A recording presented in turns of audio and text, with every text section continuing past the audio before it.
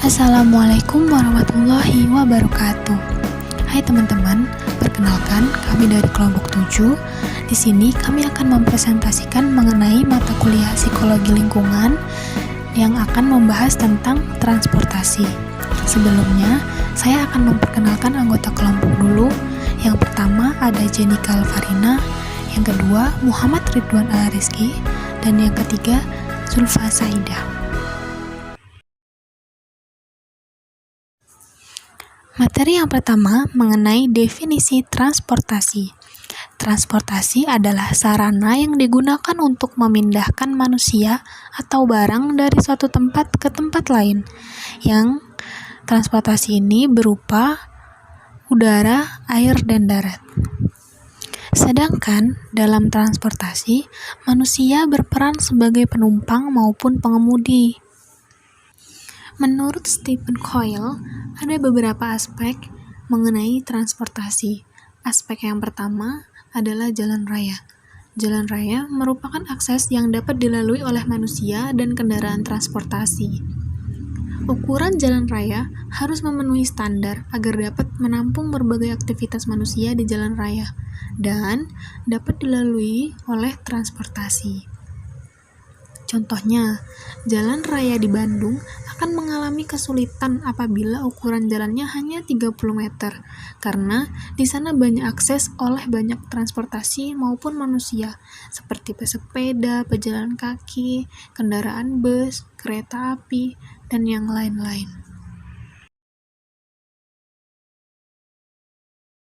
Lalu, aspek selanjutnya adalah pemimpin atau kepala daerah dapat menentukan jenis transportasi yang akan digunakan di setiap daerah. Dengan mempertimbangkan visi, kepentingan jangka panjang terkait lingkungan, ekonomi, dan kesehatan sosial masyarakat. Contohnya, Kota Bandung yang mencanang sebagai kota pedagang, pendidikan, dan pariwisata. Artinya, sistem transportasi harus menunjang hal tersebut, misalkan dengan adanya kendaraan umum yang dapat memberi akses serta mempermudah para wisatawan, para pelajar, dan juga banyak para pedagang. Lalu, pemerintah daerah harus merinci secara jelas apa yang akan dan harus dicapai dalam pengembangan transportasi, misalnya berupa infrastruktur, keamanan, dan jalan kelas dunia serta lingkungan hijau. Contohnya, seperti pembangunan bandara internasional untuk menunjang perjalanan internasional, pembangunan flyover di kota-kota besar, serta jalan bebas hambatan, dan metode jalur 2 yang berguna mempermudah akses perjalanan dan mengurangi kemacetan, serta meminimalisir adanya kecelakaan. Lalu, aspek selanjutnya adalah tersedianya peraturan mengenai transportasi yang disiapkan serta ditegakkan berdasarkan undang-undang untuk memperkuat aturan secara jelas. Selanjutnya, memperhatikan faktor kemajuan teknologi dan karakteristik penduduk seperti budaya Indonesia yang senang melakukan migrasi. Artinya, adanya transportasi dalam kota, antar pulau perlu diprioritaskan. Contohnya, seperti Jakarta baru-baru ini membangun MRT dan Presiden yang gencar membangun jalan tol. Aspek psikologis dalam transportasi. Faktor-faktor psikologis dalam desain kendaraan. Yang pertama, faktor manusia, human factors, dalam desain kendaraan. Dalam upaya merancang kendaraan, tentunya sudah dirancang apakah kendaraan yang akan dibuat untuk melaju dengan kecepatan tinggi atau sedang ataupun rendah. Aspek psikologis yang perlu diperhatikan adalah bagaimana tingkah laku yang diharapkan ketika mengendarai kendaraan tersebut. Ketika kendaraan tersebut sudah didesain dengan kecepatan tinggi, maka tingkah laku yang diharapkan ketika mengendarai kendaraan tersebut haruslah fokus tetap pada aturan main pada kendaraan kecepatan tinggi tersebut. Tidak boleh meremehkan di dalam membawa kendaraan yang berkecepatan tinggi. Berikutnya ada pengupayaan mendesain sebuah kendaraan tidak diperkenankan ada bagian yang menghalangi pandangan pengemudi, mengganggu pendengaran pengemudi. Selain mendesain kendaraan untuk pengemudi dan penumpang, tetap harus memperhatikan kendaraan orang lain. Sebaiknya tidak dilakukan satu desain yang dapat membahayakan orang lain, seperti cahaya lampu yang dapat menyilaukan ketika berkendara dan berpapasan dengan kendaraan lain. Yang ketiga, desain kendaraan pada fungsinya.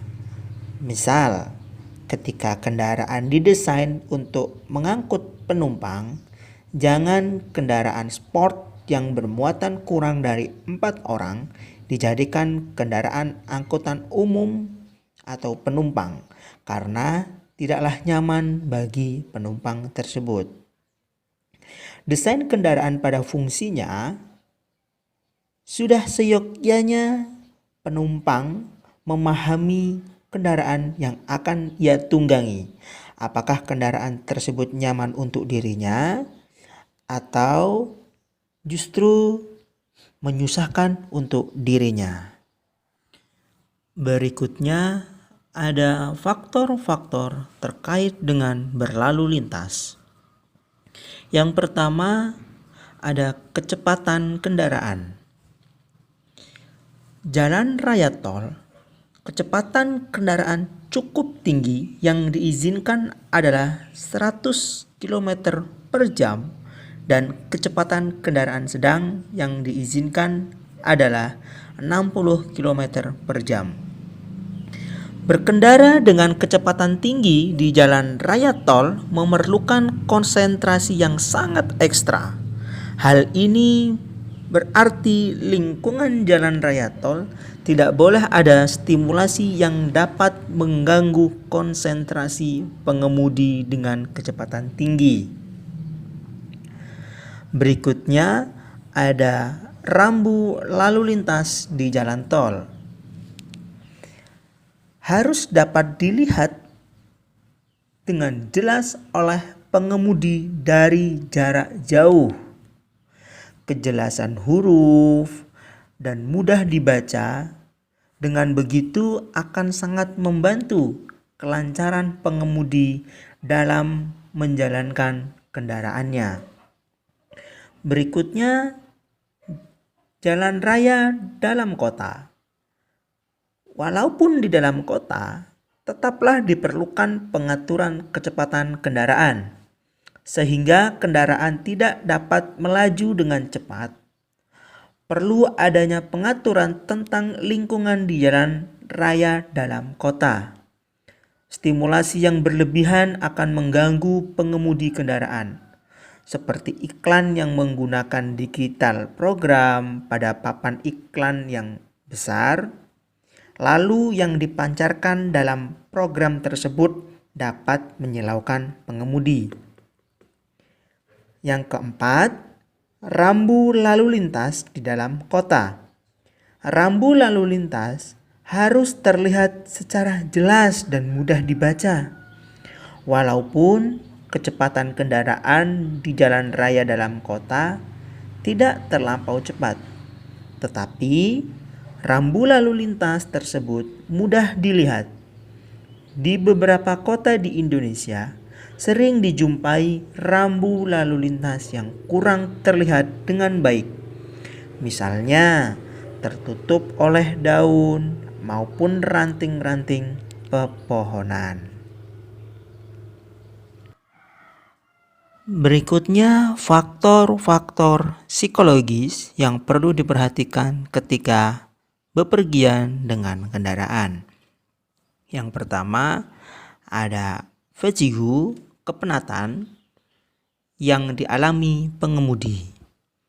Ketika merasakan kepenatan saat mengendarai kendaraan dapat disebabkan oleh beberapa hal, seperti terlampau lama pengemudi dalam mengemudikan kendaraan, suasana jalan yang kurang bervariasi, sehingga merasa bosan dan kepenatan akan mudah terjadi.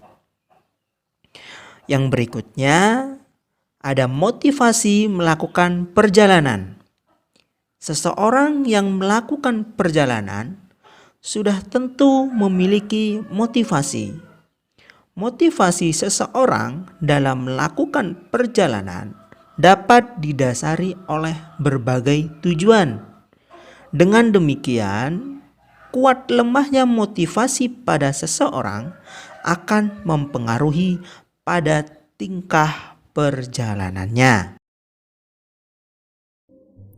Kemudian selanjutnya ada pendidikan tentang lalu lintas. Pendidikan tentang lalu lintas sangatlah penting bagi anak-anak hingga dewasa.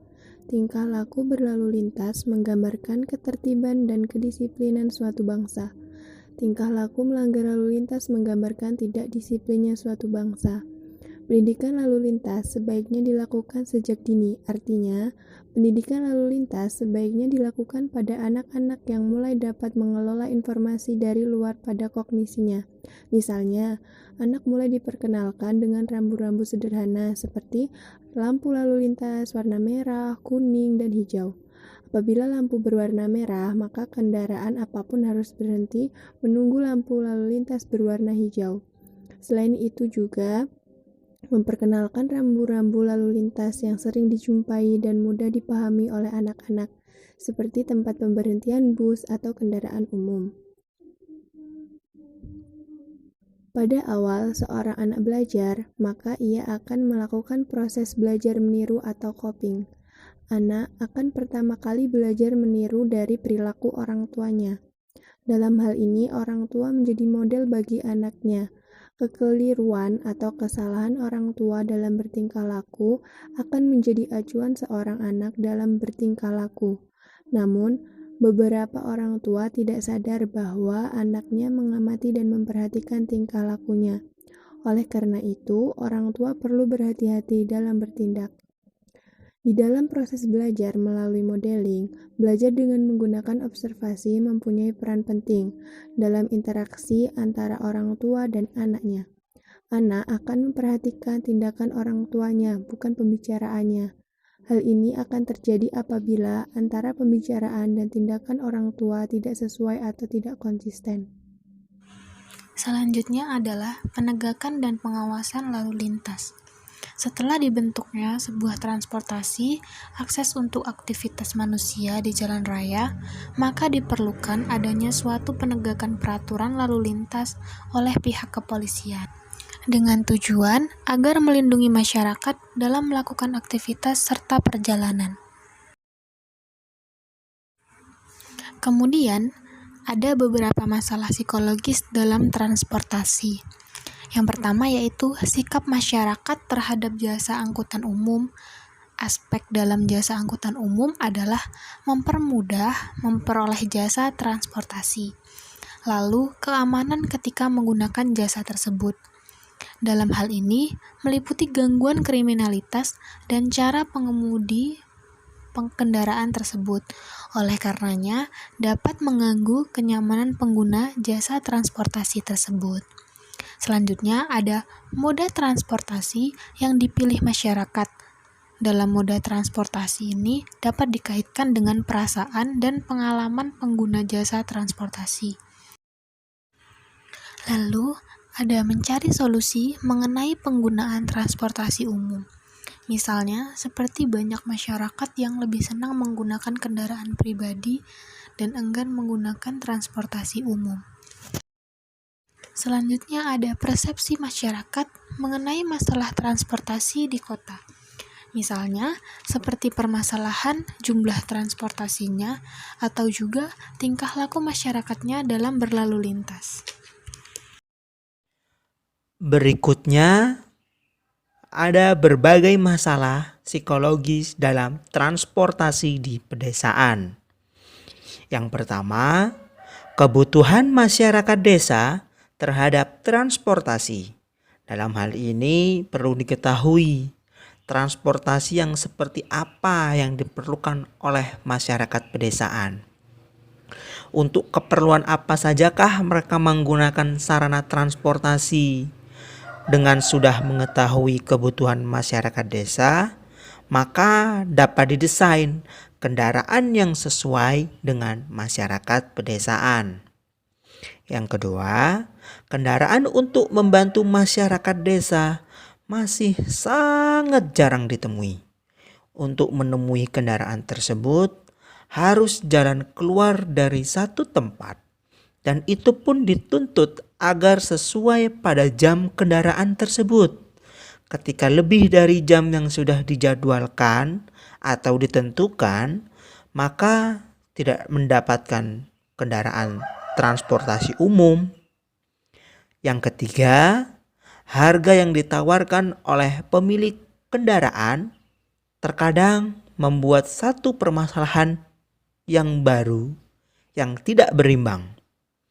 Biaya kendaraan jauh lebih mahal ketimbang harga bahan makanan pokok yang penumpang tersebut beli dari pasar.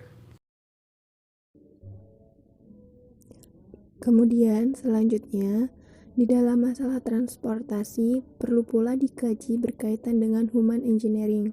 Perlu dikaji permasalahan-permasalahan desain suatu kendaraan, apakah telah memenuhi aspek manusianya atau belum. Untuk mengkaji masalah ini, perlu diketahui aspek-aspek psikologis dalam human engineering, yaitu yang pertama, bagaimana desain atau rancangan kendaraan yang sesuai dengan masyarakat Indonesia.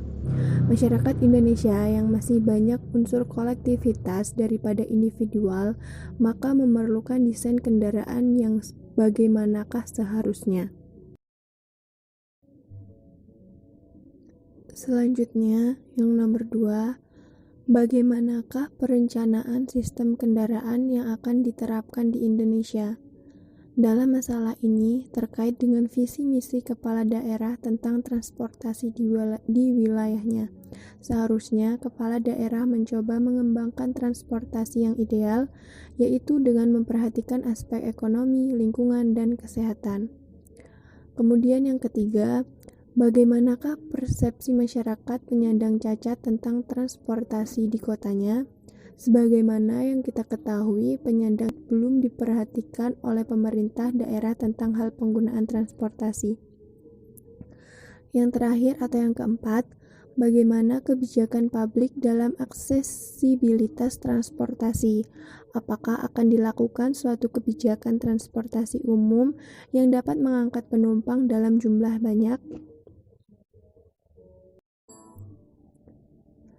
Permasalahan yang sering muncul di masyarakat adalah tingkah laku masyarakat dalam menggunakan sarana transportasi seringkali tidak sesuai, bahkan kecenderungan membahayakan diri dan orang lain.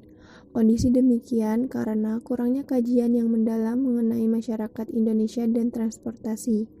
Adapun permasalahan yang layak dikaji dalam hal ini antara lain, yang pertama, dampak fasilitas transportasi pada masyarakat, misalnya mode transportasi kereta api Jabodetabek dan Bandung. Seringkali banyak penumpang yang naik di atas kereta, meskipun pihak PT KAI sudah berusaha mencegah dan memberitahu.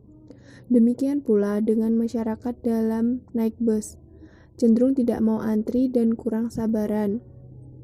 Yang kedua, selama ini pengembangan sarana transportasi seringkali tidak melibatkan masyarakat. Masyarakat hampir dapat dikatakan bahwa mereka tidak pernah diajak berdiskusi mengenai masalah transportasi wilayahnya. Baik, terima kasih. Cukup Cukup sekian presentasi dari kelompok kami. Apabila ada kesalahan, kami mohon maaf.